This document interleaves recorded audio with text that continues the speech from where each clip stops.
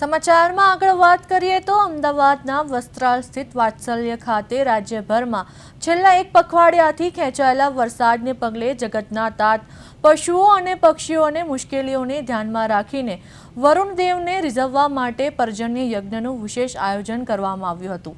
આ ધાર્મિક વિધિમાં 11 ભૂદેવો સહિતના શ્રદ્ધાળુઓએ વૈદિક મંત્રોચ્ચારના ગુંજારવ સાથે પાણી ભરેલા વિશાળ તપેલાઓમાં બેસીને શાસ્ત્રોક્ત વિધિ મુજબ યજ્ઞમાં આહુતિ અર્પણ કરી હતી। વરસાદની અછત વચ્ચે શ્રદ્ધા અને પરંપરાગત સંગમ સમાન આ યજ્ઞ દ્વારા ઇન્દ્રદેવ અને વરુણદેવને પૃથ્વી પર વરસવા માટે ભાવપૂર્વક આહ્વાન કરવામાં આવ્યું હતું।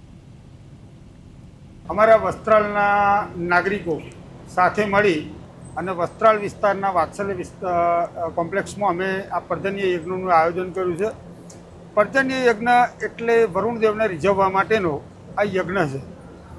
વેદો કાળથી ઋષિમુનિઓની આ ચાલી આવતી પરંપરા છે કે જ્યારે વરસાદ ખેંચાય ત્યારે આ યજ્ઞનું આયોજન કરવામાં આવતું હોય છે। ચાલુ વર્ષે વરસાદની ઘણી મોટી ઘટ છે એટલે નગરજનોએ નક્કી કર્યું કે આપણે આપણા અન્નદાતાના હિતમાં અને આપણા પશુ પક્ષીઓ પ્રાણીઓ અને દરેક વ્યક્તિની પાણીની જરૂરિયાતને પૂરી પાડે વરુણદેવ એ માટે થઈ પર્જન્ય યજ્ઞનું અહીંયા આયોજન કર્યું છે અને 11 લોકો અહીંયા પર્જન્ય યજ્ઞની અંદર પાણીમાં બેસી અને આ યજ્ઞની પૂર્ણાહુતિ કરી છે। જ્યારે વરસાદ ન વરસતો હોય ત્યાં સ્થાનિક લોકોએ બધા ભેગા થઈને પરમાત્મા એમના મગજમાં સદબુદ્ધિ આપી કે વરસાદ વરસતો નથી ને પ્રચંડ ગરમીથી લોકો ત્રાહિમામ થઈ ગયા છે અને જેથી કરીને સદભાવથી અને શ્રદ્ધાથી ભક્તિથી ભાવથી આપણે આ પર્જન્ય એટલે કે વરસાદ વરસે એ માટે યજ્ઞની આપણે યજ્ઞ કરીએ અને ભાવથી જો શ્રદ્ધાથી કરીએ તો પરમાત્મા આપણી પ્રાર્થના સાંભળે છે અને વરસાદ જરૂર વરસે છે। પહેલાંના ઋષિમુનિઓની સલાહથી મોટા મોટા રાજાઓ પણ આ યજ્ઞ કરતા હતા।